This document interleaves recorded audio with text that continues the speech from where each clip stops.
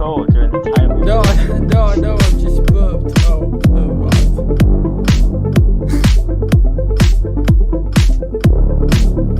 Okay, go. On a weekend with vulgar, artificial refereeing. Yes, it is the initials of VAR that is dominating football right now for all the wrong reasons. Clear it up like mud. That's what's happening with all these decisions right now. So we'll be quickly looking back at a couple of VAR decisions, and our main focus tonight, slightly later than Bill, is the preview of Arsenal v Liverpool live at 8 o'clock. I am Sam Taylor. I am joined by your main host, Tube Mix, aka Lightning Boy on YouTube, and Mr. Dependable, JLI Wheels. I like Mr. Dependable. That's good, that. Yeah, I like that too.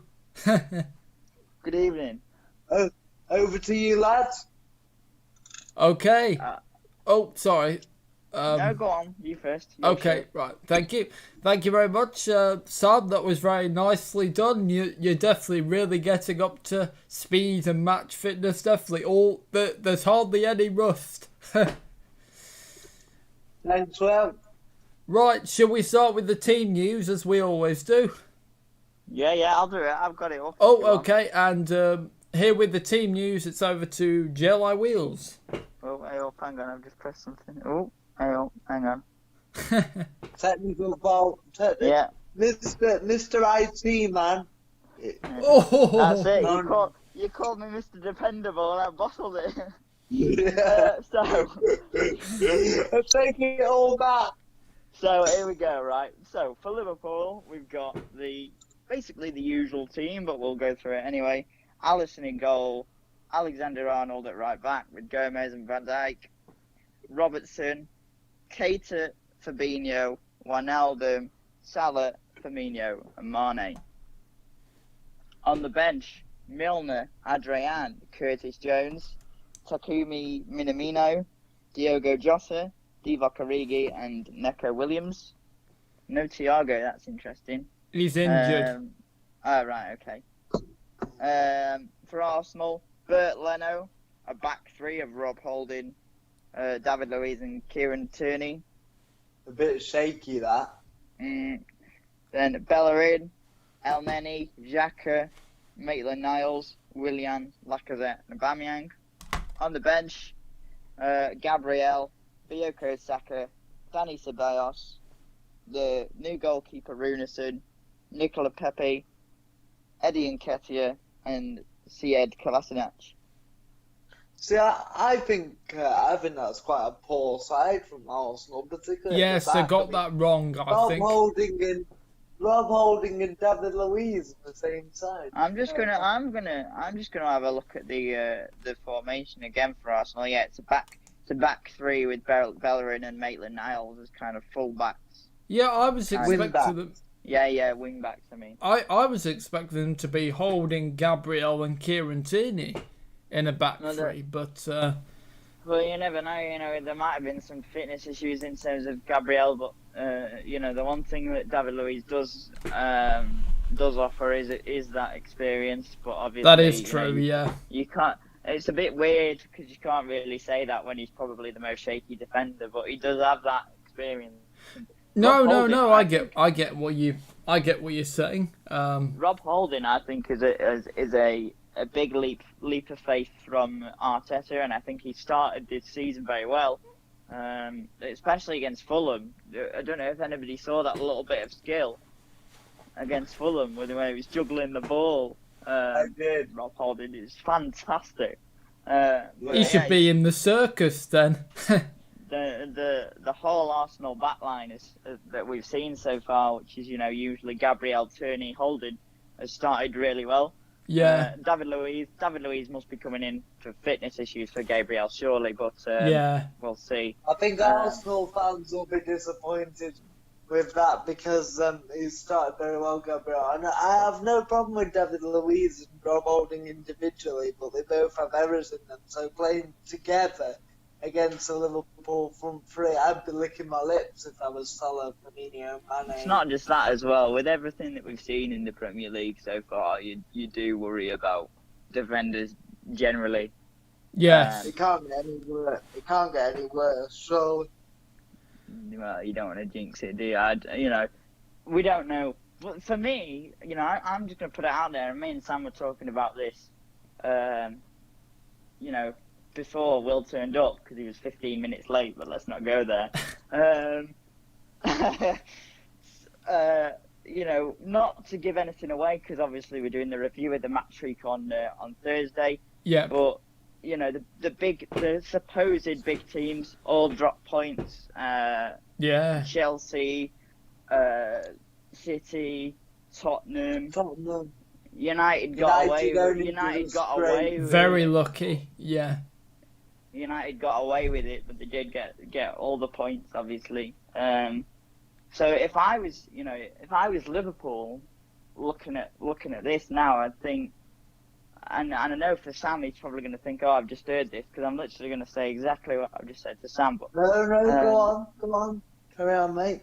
I think it's a point well made at this stage. You look at Liverpool, and you're looking at it. You think Chelsea haven't got a settled 11 yet.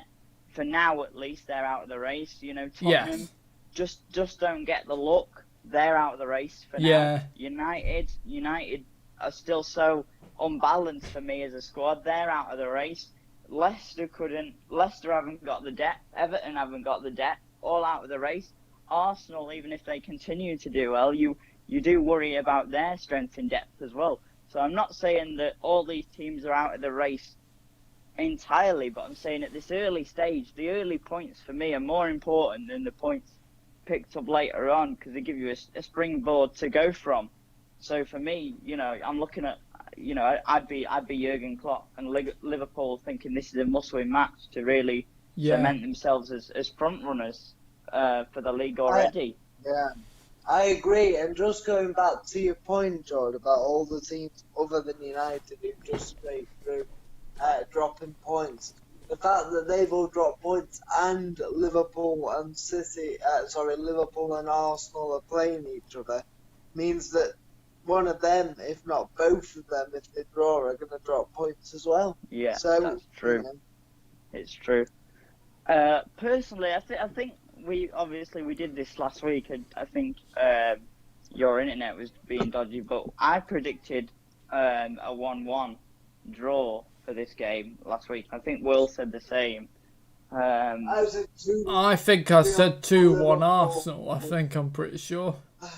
But Liverpool and Arsenal have already played. And Mikel Arteta, in terms of tactically, he shut out the three that Liverpool have got. The Firmino, the Mane, the Salah. But I just think, seeing the team sheet as well, seeing David Luiz in there does cast a little bit of doubt over Arsenal's back four. Arsenal's back three. Sorry, the only thing that makes me feel a bit better about it is the two alongside him, Holding and Tierney, have had great starts to the season. Oh yeah, Kieran Tierney's a quality signing for Arsenal. I think as well as Tierney's quality. And I always thought Tierney was even his something. I think as well, there's a lot of questions about both Arsenal and Liverpool in terms of teams and who they're going to keep and who's going to go. The transfer window ends next week. I think we're going to be covering that. I'd love to do transfer deadline day. To do when Will, wasn't it? I'm working. I think I'm on nights, so I can't. But what day is it? I don't know what day it is. I think is it next Friday? Let me just look that up now. But Monday. Is it a week today? I think it's a week today. I think it might be a week today. My point being that there's still questions over people leaving, people staying. The biggest one in terms of Arsenal is Bellerin. There's lots of Ozil. about Bellerin. Yeah, but I mean, Ozil doesn't play for Arsenal, does he? No, He he's might as well out. not be an Arsenal player anymore. We're at that The point only with him. thing I'd say is I thought Bellerin was going to go, but the fact he's been playing every game, I'm not sure Arteta would have. He may have had him as part of the squad, but I'm not sure he would have played him every game if he was going. So, the fact he's still continuously playing. It's a big. I think it's a big. Oh, sorry, lads, just to interrupt. But do you think this is a big season for Hector Bellerin in terms of can he stay fit? Well, I think the thing for Bellerin is we know that he's a quality fullback. He's quick. He can deliver. He can, because he's quick, he can track back just as quickly as he can bomb on. But I think the one thing that always lets the standout players in the Arsenal team down is who they've got around them, and I think that's probably why the spotlight has gone off Hector Bellerin a little bit. But I think if he can stay fit, if he can avoid injuries, Arsenal are one of those clubs that always get the injuries, and if Arsenal's team, the core of it, can stay fit, then, who knows? I think I like Bellerin a lot. I rate Bellerin. Put it this way. Arsenal are a much better team with him in than without him. He's one of those players that if he's not in, he's missed. So I think it's crucial for them to keep him, and I think they will keep him, to be honest. Now. And I think Ozil is definitely, his Arsenal career is finished, isn't it, I think? The thing is, though, he's on 300, 400, whatever it is, 350,000 pounds a week, and so he'll just be happy to sit there and pick up his paycheck every week. If he really wants to play football, he would have left Arsenal. Yes. Or he would have knuckled down and got on with it. Yeah. But the fact he's still there not playing, but there's no rumours about him going anywhere. It shows that he's just happy to pick up his paycheck every week. Yeah, they're on about. The one I've heard is Besiktas, but I don't know about that. Yeah, well, he did say that when his Arsenal deal comes to an end, Turkey or the US. Those are the two options for him. Only those two. I mean, he's a great player. You don't play for Germany like he has. Yeah, or Real Madrid. Or Real Madrid. And yeah, but he never turns up in the big games, does he, anyway? It's hard to really talk about Ozil, I think, because it's been that long since we've seen him. God, yeah, it feels like ages ago. Talk about. He's what I call a very luxury player. So, when he's in a good team with players around him, he's great because he can just do what Ozil does. But all Arsenal's philosophy is about tracking back now and all that. Yeah, and it's weird because I feel like in the Arteta system as a creative outlet for the likes of Aubameyang and Lacazette, he could do really well. But I'm not sure it's his style. I agree from a creative point of view, but you look at players like Aguero now and De Bruyne for City and all the Arsenal lads. Whoever you are, you've got to be able to track back. Yeah, that's the thing, isn't it? They've all got it in their locker, almost every single one of these Arsenal players, to do both, to be able to do the cute fancy flicks, the Arsenal football that we're used to, but also the dirty side of football that we're talking about. You think about the Xhaka, Ceballos is a very good tackler. Oh yeah, well. yeah. I like him. And I'm a big fan of him. Yeah, I think he is a key. He's a key man tonight, Ceballos. Yeah, why have they left him on the bench as well? Again, there's a lot of games, Will. I think what we're forgetting is the team because of the this will be the third week running that the EFL the Premier, all clubs have been involved in the EFL Yeah. Cup. So, Yeah. you know, I mean, and then you've got Europe to consider. Tottenham and Chelsea tomorrow. United and Brighton on Wednesday.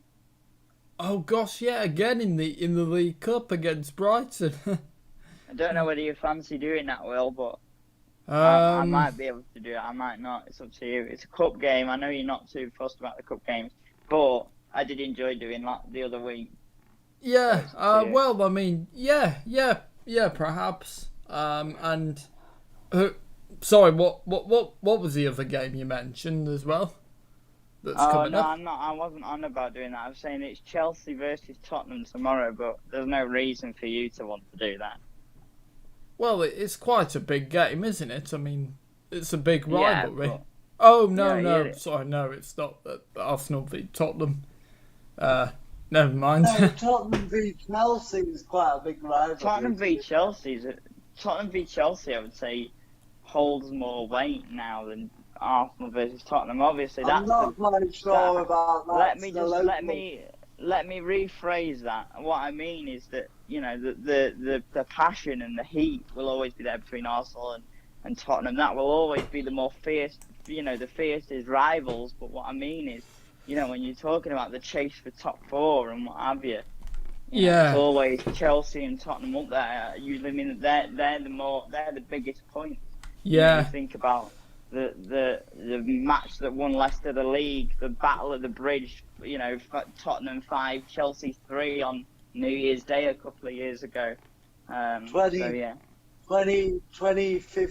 Sorry, that was 2015. That was. But I am very aware that we're digressing a little bit. Yeah. So going back to the original point, Ceballos for me is Arsenal's key man. Like we said, he's probably the biggest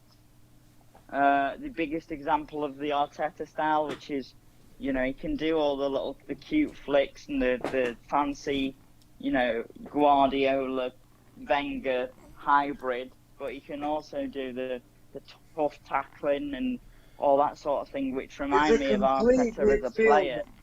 Yeah, he matches, you know, the managerial style, but he also is a very similar player to Arteta. Yeah. I'll tell you who reminds me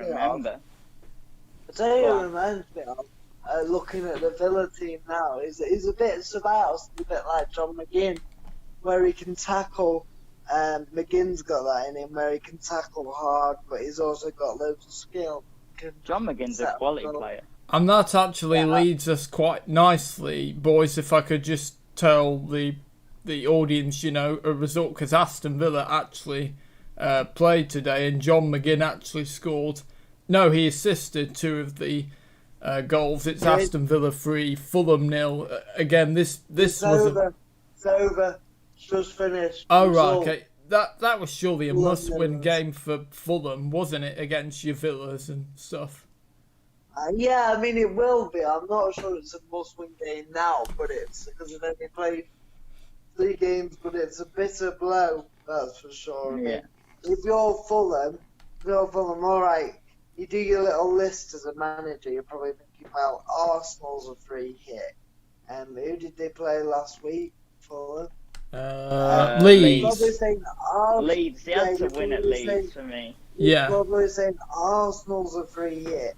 Leeds and Fulham, if we can get 4 points out, Leeds and Fulham, yeah, they are.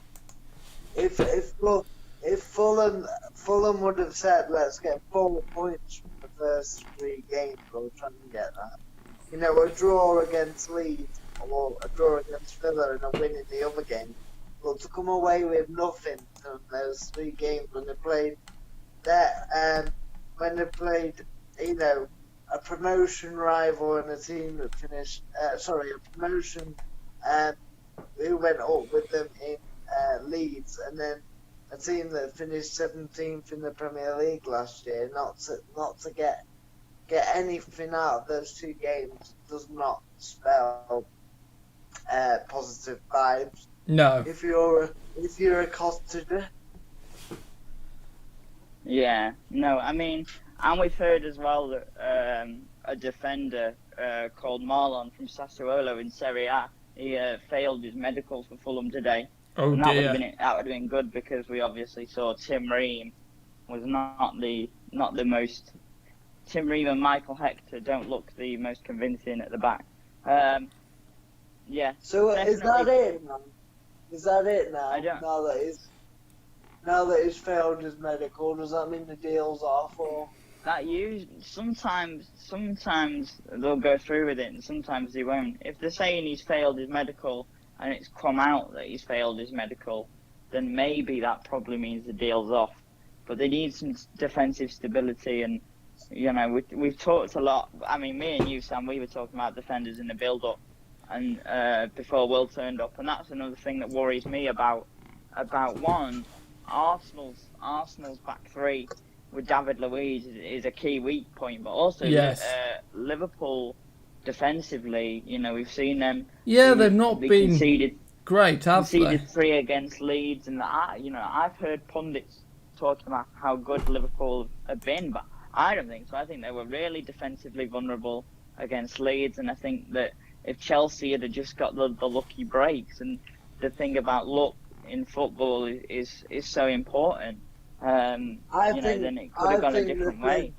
They've been solid at best. They've been. Don't get me wrong, they've been good. They've got that Mane and Firmino and Salah, and Thiago looks like a great signing, and he's a class player. You've always got your anchor in midfield when you're talking about your Jordan Henderson. You can't. There's no denying that Trent and Robertson are the two best fullbacks. Oh yeah, definitely in the world right now. I loved. I mean, nobody else seemed to see it, but I loved Andy Robertson even when he was at Hull. I thought he was a very good player, but I also bargain that was. I thought the same about Maguire, but I feel like Maguire's stock has only gone down. He just needs a good defensive partner with him. I think everybody was shocked, like when Liverpool brought Andy Robertson, and I was like, I said to my dad at the time, this is going to be a great signing for Liverpool. No, it was an astute bit of business as well for a proper bargain when you think about it, and I think that delivery. The delivery into the Firmino, the Salah, the Mane, the little give and goes that you see the fullbacks have is going to be important to exposing Arsenal. I think Maitland-Niles and Bellerin are going to have a lot to do for me. And yes, I don't know. It's difficult to make predictions because I feel like I look at that team sheet and my opinion on the game has changed a little bit because I just feel like with David Luiz, there is always that question about him. How do we think Aubameyang is going to get on against the the Liverpool backline? That's a great question. He's in great form. That's going to be an interesting battle. Lacazette's in good form. I think it's great playing them two together. I was crying out for it last season. Yeah. To play well, together. Aubameyang fits in quite well on the wing, doesn't he? With Lacazette in the middle. Yeah. I think it gives him that opportunity to take the man on, to cut inside, to curl shots instead of, and then he can also deliver balls into Lacazette. I also thought even when they only played bits up front together that they looked like they could have a partnership there. Yeah, and they clearly get on very well as well. They have a good understanding on the pitch as well. You look as well on the bench. I think somebody else that might be good, say in the later stages of the game off the bench, is the young striker Eddie Nketiah. He's in good form, isn't he, as well? What's he scored? Three goals this season, I think. Yeah. On for him. So that's that. I know it's against lesser opponents, but that means he's got more goals than Aubameyang and Lacazette, and he's also very young and very raw, and he always seems to find himself, on the end of a decent chance, like a cross flashing across the box. he's one of those players that'll always stick those in, and that especially when there's tired legs and Yeah. things. So maybe towards the end of the game, if I was Arteta, I'd be bringing on Nketiah. I mean, he didn't. Sorry, mate. Carry on. No, that was it. All I was going to say, to just maybe see it out and see if he can sniff a chance or two out. Yeah. The thing is, he never. Obviously, he didn't really get any leads, but you look at it, but it's shown for Arsenal that he can do it. And you look at the other side of it, just quickly, talking about strikers who are improving at this level or haven't done very well at this level. Look at Patrick Bamford. I'm very surprised that. Well, he's had a great start. Because I didn't think he was a Premiership. I thought he was a good player, good finisher, but I didn't think he was at quite Premiership level. No, he always had that ability in the Championship, as we've seen. But whenever he got the chance in the Premier League, he never really proved it at all. Did nothing for Palace, did nothing for Norwich, and it's good to see that. Is he in the right team, do you think, for his skills and qualities? I think you look at it, Marcelo Bielsa's breathed confidence into essentially very average players before he arrived. So yes, he's got them believing, and it's amazing what the right manager can do. And Bamford looks happy, maybe because he said, "I know you didn't do very well last time, but you're my main man. I believe in you. Just go out and prove everybody wrong." And,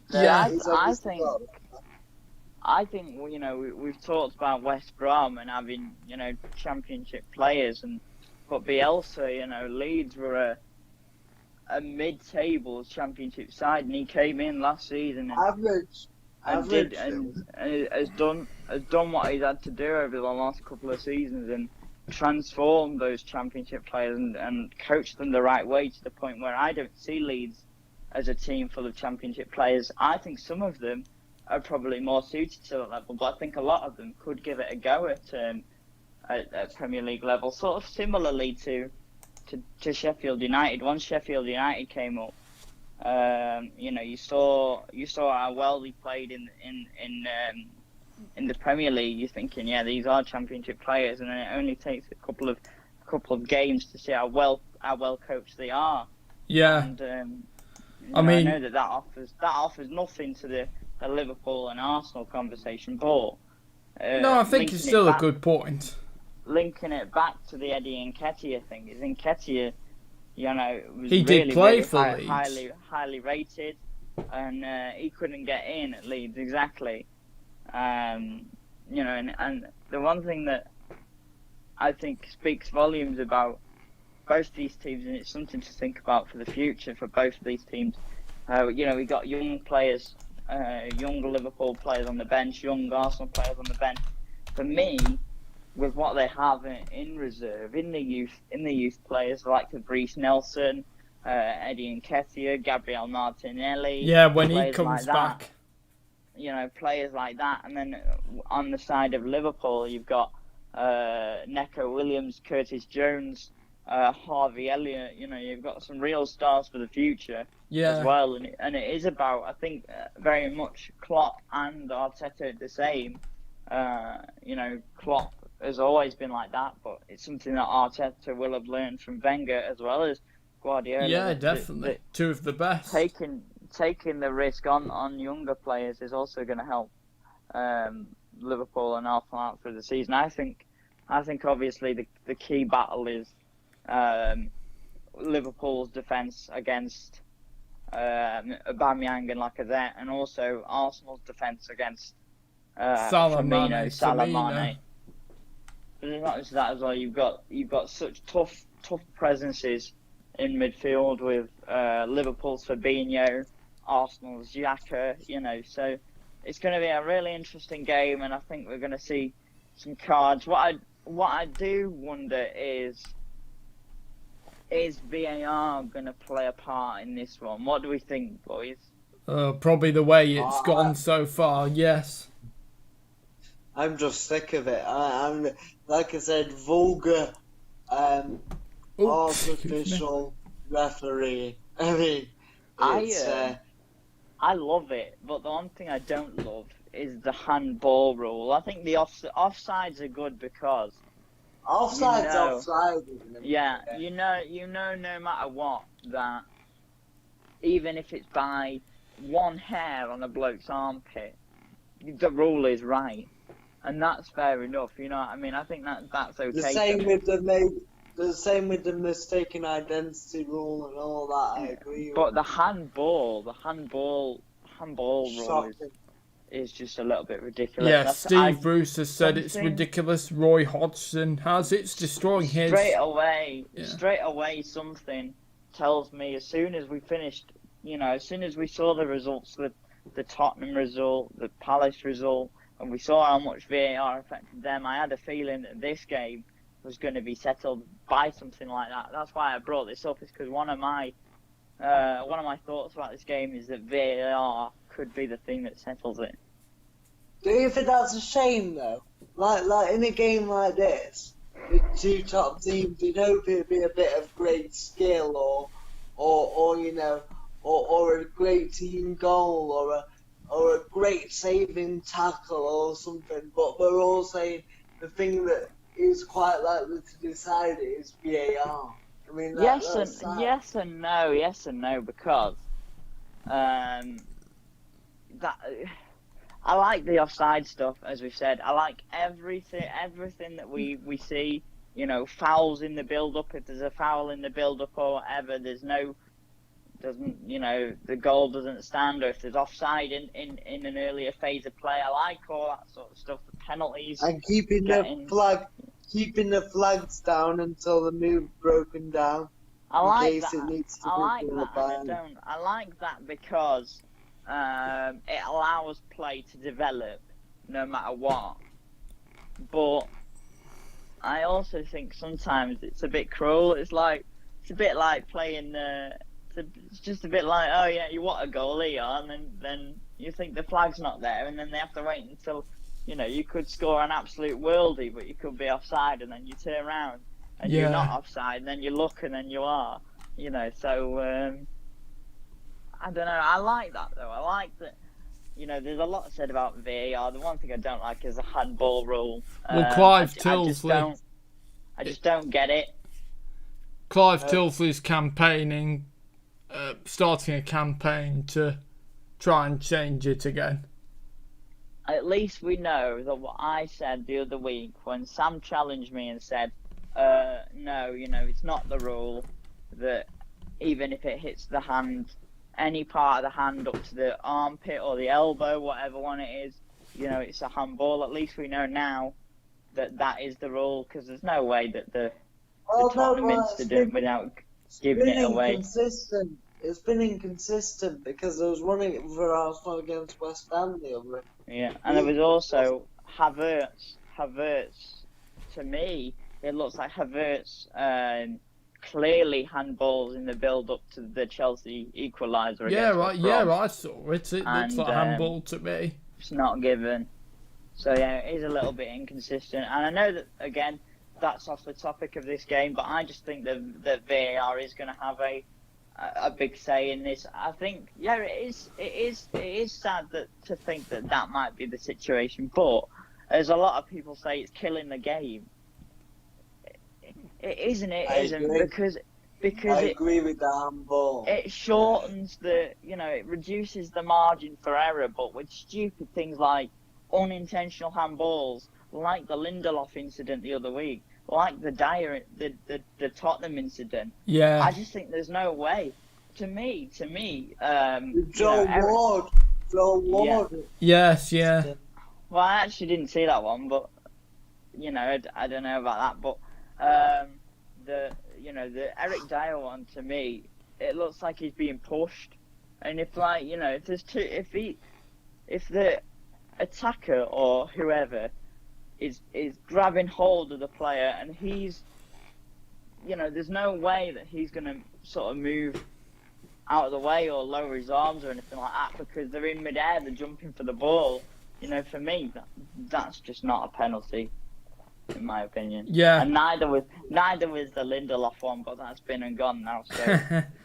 Can we wish Grimsby Town well? Because I know obviously you're interested in League 2, so wish them well because obviously their games, tested positive. So, yeah, the only thing about that was there's only one player that's tested positive. Oh, is it? Yeah, right. Sorry, there is apologies. also the thing. Obviously, there's also the thing that players can. Everybody else in that squad could have it, but they've not turned around and said, "Oh yeah, the rest of the squad's got it." So they've only turned around and said one player's.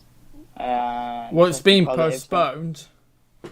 Bradford and Hull, their games. Well, so. Surely you would just take the guy that's tested positive out and have himself isolated if nobody else has. No, it positive, says unless the thing is that. He could have had it. Everybody else, they could have it asymptomatically or something. I don't know. But yeah, we're very, very close to the game starting now. The teams are out. The teams are out. The sheets. And also, just before we go, also Lazio's director said he's confident that Andreas Pereira looks like he's on his way out of Old Trafford as well. They can have him. Good. At least you can celebrate then. Yeah. Right. So the teams have got the ball down on the centre spot. To finish off, then, what are we thinking score predictions before we go? I'm thinking. Liverpool. Oh, sorry, you go first, Sam. 2-0 Liverpool. Okay, George. Well, I'm gonna go with a 1-1. Yeah, I'm gonna stick with that. I'm gonna go 2-1 Arsenal. Fair enough, a nice mix, eh? Yeah.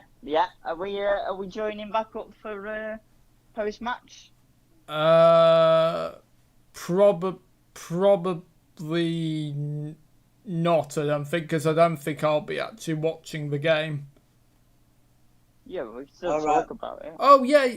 Oh yes. Yeah. Of course. Okay. Yeah. Let's do. I'm about to say we could just let Sam lead it and Sam talk and tell us. Yeah, exactly. Neither of you are watching it. I'm gonna see if I can get it on my thing, but it's been a bit temperamental. If I can't, I'm just gonna listen to it on the radio. So in which case, then we can talk about it then, because you can't physically see the game, but you can still talk about incidents and stuff. Right? Okay then. We've kicked off, boys. Here we go. Let's leave it at that then, Will. Yep. Okay. We will see you. Yeah, see you at 10, and you know what I'm going to say. If you want to like, share, comment and subscribe to the Tubix YouTube channel. Oh, and I almost forgot, thank you for your company to JLI Wheels and Sam Taylor. Thank you, boys. You're welcome. Thank you, my speckled friend. Okay, and on that note, thanks for watching. We'll see you at 10. From all of us here, goodbye.